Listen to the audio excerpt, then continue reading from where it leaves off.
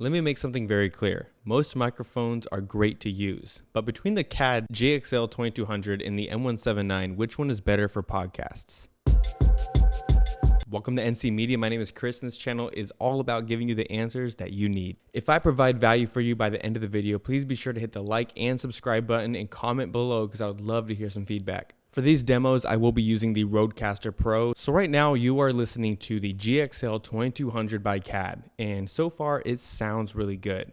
Now, of course, you could use a pop filter, and it doesn't come with one, by the way, but it does come with this shock mount that I'm about to talk about later. But let's use this fuzzy cat thingy as a pop filter because right now you can hear my P's pretty well, and I don't want it to sound like that. So now that you're hearing me through the pop filter / kitty thing, so now when I say my P's, P's, your audience won't hear a huge thump in their ear when you say like Peter picked a pepper.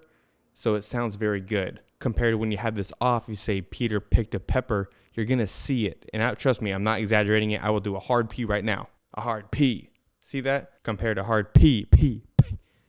Anyways, you can hear the voice more. So let's keep this on actually.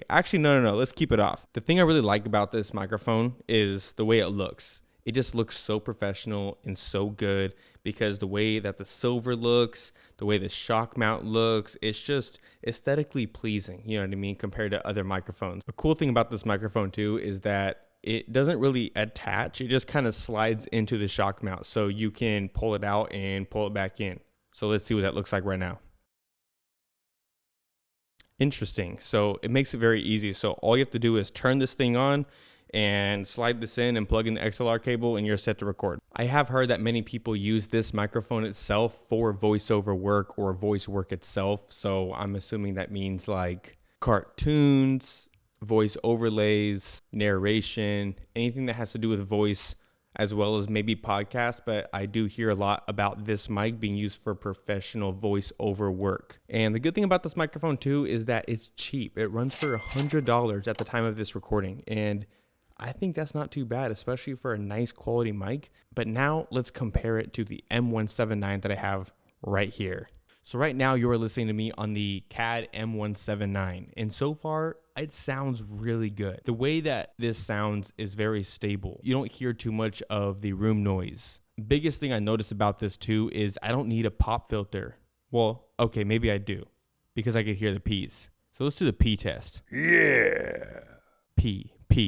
Okay, yeah, we definitely need a pop filter on these unless you have one that goes right in front, but you don't want to stay too far from it. You could stay over here, but you're not going to get the quality of the audio that you want compared to right here. So now you're hearing me on this M179 with the pop filter, and wow, this is podcast worthy. This mic sounds great. Holy crap. This is my first time hearing it too. Like I've used this one in previous videos, but right now this one has me to a shock because it sounds really, really good. Now let me go back to talking with this mic with the pop filter off. I did have it off on this mic too, so I really want to play a fair game. Now, the great thing about this mic is it has levels you could change. So let's say you're kind of like maxed out on here and you want it to sound a little bit louder. It does have a 0 and a -20 dB. If I bring this back up to 0, the audio is going to spike up. So I have to turn it down on my mixer. So let's do that right now. Okay, so I just turned it up, right? And I'm going to bring back the audio to where it was when I had it on -20 dB. And I'm not going to talk too loud because I don't want to hurt your ears, but you guys could tell it picks up a lot of noise. I think this is probably made for like ASMR. So let's see, is this made for ASMR?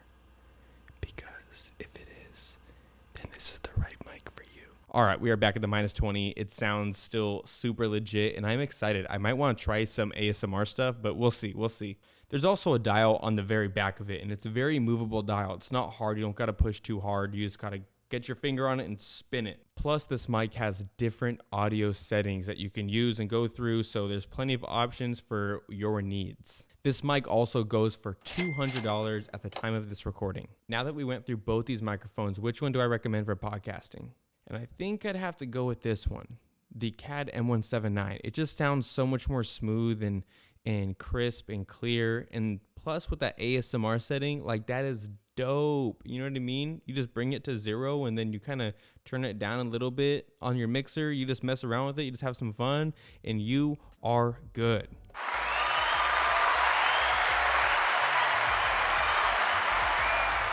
That's the best thing about this Rodecaster, you know what I mean? But I really hope you guys enjoyed this video. I hope it brought you some value and some clarity to which one of these microphones would I recommend or how they even work.